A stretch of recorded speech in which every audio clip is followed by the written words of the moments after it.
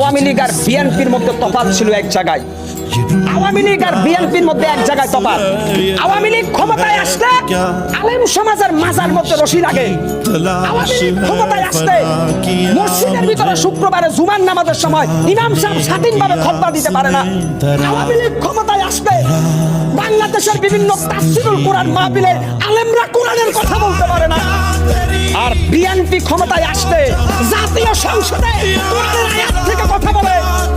BNP ক্ষমতায় আসলে বাংলাদেশের প্রত্যেকটা জেলায় মানুষ কোরআনের পক্ষে সোচ্চার কণ্ঠে কথা বলতে পারে। বিএনপি ক্ষমতায় আসলে এদেশের কোনো আলেমকে জেলখানায় যেতে হয় না।